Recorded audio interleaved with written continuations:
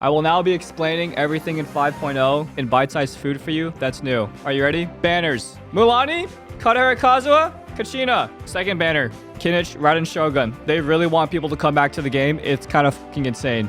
Okay, to be honest though, this is like ridiculous. Kazuha and then Raiden Shogun. 5-star choice. You get to choose any 5-star you want. From this year onwards, it will happen every Genshin anniversary as well. My recommendation, you should probably get Jean. Not because I'm a Jean main. This is totally not biased. It's because if you have Farina, Jean is really goated with Farina. Statue of the Seven. You don't actually get Pyro from interacting with a Statue of the Seven. Maybe it'll come eventually. The artifacts. Someone in my chat translated the artifacts, thankfully. Thank you so much. They were on Bilibili, allegedly. First artifact, which is the spooky dark one. 2-piece. While the equipping character is in Night Soul's Blessing, which is the like glowing effect of Natlan characters, their damage dealt is increased by 50%. So these are just 100% like Natlan artifacts for the most part. 4-piece. The equipping character consumes 1 Night Soul point while on the field. Crit rates increase by 40% for 6 seconds. This effect can trigger once every second. You basically just have 40% crit rate uptime as long as you're able to consume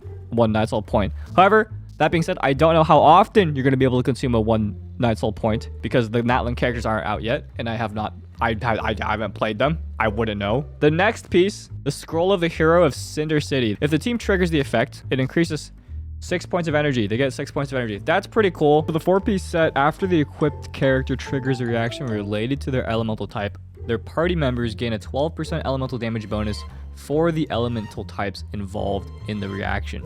Only for 15 seconds. If the equipped character is in the Night Soul Blessing state, when triggering this effect, all party members gain an additional 28% for the elemental types involved in the reaction for 20 seconds. The equipped character can also trigger it off field, and the damage from artifact sets with the same name do not stack though. So basically, if a elemental reaction is created, every single character on the team that is having the elements that are used to create the reaction get a 12% elemental damage bonus. If the Now, if the equipped character is in the Night Soul Blessing state when triggering the effect, all the party members gain a 28% damage bonus. So you want to be in the glowy aura Night Soul Blessing when you activate it. That's pretty nutty. New weapon, Claymore, new catalyst, new 4-star weapons, forgeable, new boss, Big Chungus, another new boss, another dragon that we're all gonna hate fighting, weird enemy that looks like an angel. Our conquest, Kachina, free Kachina. Oh, that's, yes, the free Kachina. The web event, you work together. We can all get these free things together. We get to become goons. They're goons. The rewards are probably some of the biggest things. They're giving us basically 20 rolls, essentially. This is better than 3 rolls.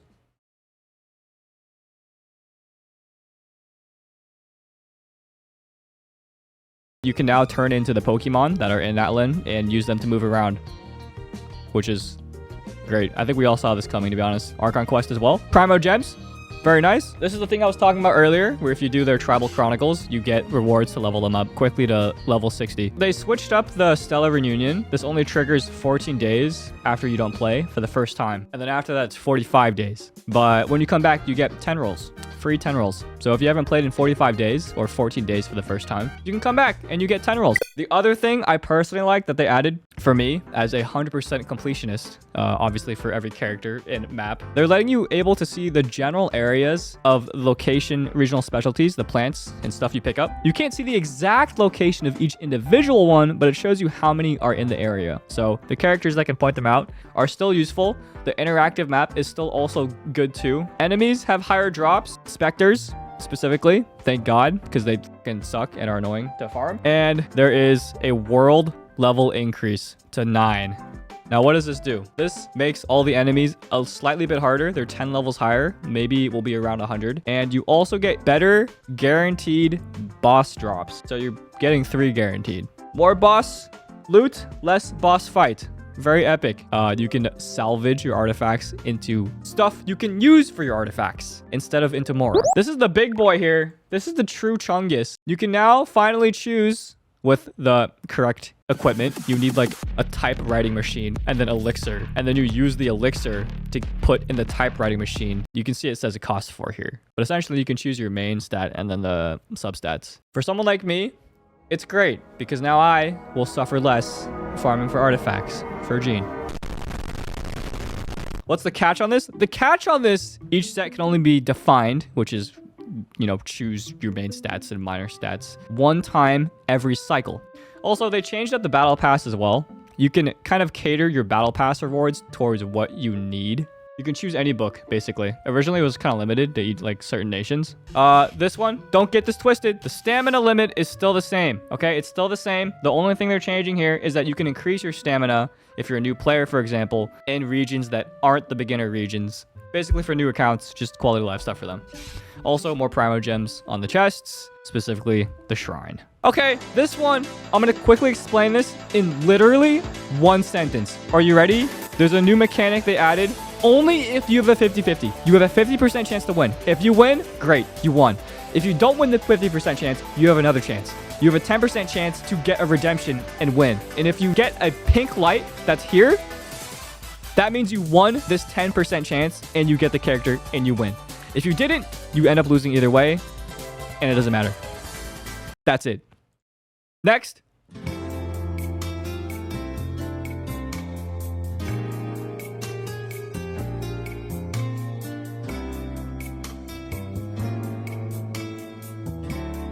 This is also a big one. I missed this during the official live stream and I got yelled at in my comments, but I was sleep deprived and I was trying really hard to talk to my chat and read it at the same time. They made the fate points 1 instead of f***ing 3. Holy shit. It was 2, not 3. It was a misclick. It was a misclick. It felt like 3 because it sucked. You had to roll and then roll again to get 1 fate point and then roll another time to get another fate point. So you roll technically 3 times until you get a guarantee. This is the biggest one. 5-star selector. After 4 years.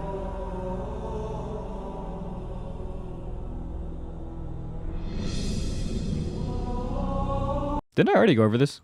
I did. Also, Imaginary Theater, another difficulty. And Logitech.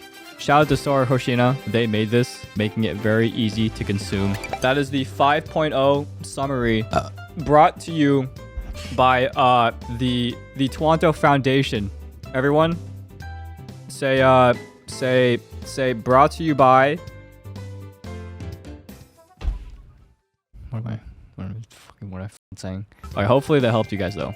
If you were trying to find an easy way to consume the information.